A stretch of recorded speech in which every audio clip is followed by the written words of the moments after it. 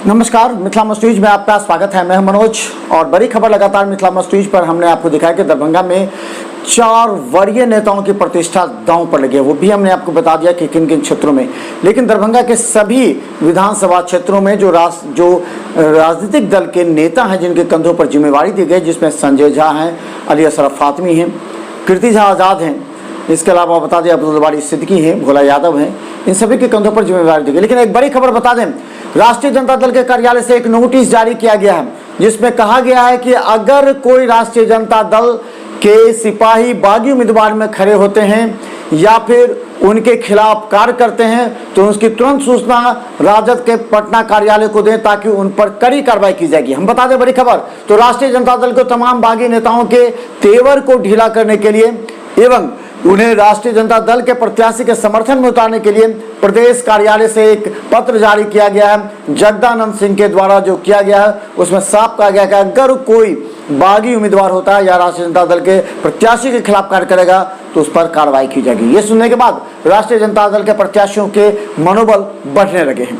तो हम बता दें, दरभंगा में महागठबंधन की सभी तस्वीर साफ हो चुकी है, एनडीए की भी तस्वीर साफ हो चुकी है। अब सवाल ये है कि महागठबंधन और एनडीए से जो प्रबल दावेदार थे जिनको सीट नहीं मिला, उन लोगों को अब जाप और लोक जनशक्ति पार्टी टिकट देने में जुटी है। ऐसे लोगों में कई ऐसे प्रत्याशी थे जिन्हें आशा था कि महागठबंधन, राष्ट्रीय जनता दल, कांग्रेस, भारतीय जनता पार्टी, जदयू से टिकट मिल सकता है और ये लगातार पटना में कैंप कर रहे थे। लेकिन जब इन लोगों को टिकट नहीं मिला तब इन लोगों ने जाप और लोजपा का सहारा लिया। तो जाप और लोजपा ऐसे ही नेताओं की तलाश कर रही है। हालांकि लोजपा और जाप अच्छी तरह जानती है कि अकेले उन्हें इस चुनाव में लड़ना कितना परेशानी का सबब बन सकता है। फिर भी जोखिम भरा कार्य अपने नेताओं के कंधों पर दिया है कि और तो विश्वास किया है कि लेकिन हम बता दें, जाप और लोजपा की अभी तक अंतिम लिस्ट तैयार नहीं हो पाई है। हर लोग आरोप लगा रहे हैं कि इसमें पैसे का खेल होता है, लेकिन बता दें ये कोई प्रूफ नहीं हो पाता है। ये हम औपचारिक कह भी नहीं सकते हैं। लेकिन जिसे टिकट नहीं मिलता है वो इस बात को लेकर के चर्चा करते हैं मार्केट में कि इसे अमुक व्यक्ति को इतने में टिकट लिया गया। लेकिन हम बता दें, लोजपा और जाप का अभी तक टिकट के लिए फाइनल नहीं करना, और जो उसके वरीय नेता हैं उन्हें जब हम फोन कर रहे हैं तो वो फोन भी नहीं उठा रहे हैं, जवाब भी नहीं दे रहे हैं, क्योंकि उस पर रस्साकसी चल रही है। तो हम बता दें किन किन सीटों पर चल रही है, जिसे हम बता दें कि बहादुरपुर से भोला चौधरी का नाम आ रहा था, लेकिन भोला चौधरी यादव के बाद देवेंद्र झा जो लोजपा के जिला अध्यक्ष कुछ दिन पहले ही बनाए गए हैं, उनका भी नाम रेस में है। लेकिन अभी जो सूत्रों की माने तो राजीव चौधरी इसमें आगे हैं। राजीव चौधरी को बहादुरपुर विधानसभा से जो लोजपा का जो है वो टिकट मिल सकता है। मैं बता दें, ग्रामीण विधानसभा से प्रदीप ठाकुर जो बेटी बचाओ बेटी पढ़ाओ थे, उन्होंने आज नामांकन भी कर लिया है, उन्हें लोजपा ने टिकट दिया है। उसके बाद कुशेश्वर स्थान से भी हम बता दें, जो राजीव ठाकुर हैं गौराबराम से राजीव ठाकुर को टिकट दिया गया है। लेकिन अभी तक बेनीपुर से लोजपा किसे देगी उस पर अभी संशय बरकरार है। तो हम बता दें, लोजपा के 2 सीट बहादुरपुर और बेनीपुर 2 सीटों पर संशय बरकरार है। बाकी भारतीय जनता पार्टी के किसी सीट पर लोजपा अपना उम्मीदवार खड़ा नहीं कर रही है।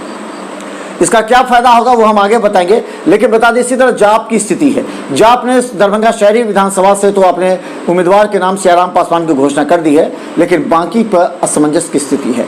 जिला अध्यक्ष मुन्ना खां जो लगातार हाईघाट से कार्य करते रहे हैं, लेकिन वो भी बोलने से कतरा रहे हैं, वो भी मीडिया से भाग रहे हैं। वो ये नहीं चाहते कि हम बयान दे दें क्योंकि उन पर अभी तक दबाव बना, वो क्या करें। वो भी असमंजस में है क्योंकि पप्पू यादव पर यह भरोसा था कि वो महागठबंधन में शामिल होंगे, लेकिन महागठबंधन में शामिल ना होकर के उन्होंने अलग लड़ने का फैसला किया, जिसका खामियाजा जनता भी जानती है और उनके जो प्रत्याशी वो भी अंदर ही अंदर कह रहे हैं पता नहीं क्या होगा।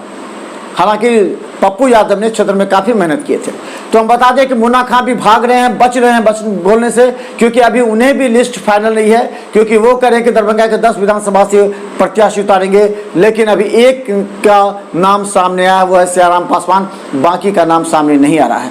तो जाप और लोजपा इसलिए विलंब कर रही है कि वो भारतीय जनता पार्टी, जदयू और राजद कांग्रेस में जो वैसे प्रबल दावेदार थे जिन्हें सीट नहीं मिला उन्हें दे रही है। लेकिन हम बता दें, जैसे कि जाप से डॉक्टर इजहार अहमद का गौराबराम से नाम आया, पप्पू सिंह अलीनगर से जो है सो वो लड़ रहे हैं। तो इस तरह कई ऐसे प्रत्याशी जो संभावित थे राजद के, पप्पू सिंह और डॉक्टर इजहार अहमद, उन सबों को भी जाप ने टिकट दिया।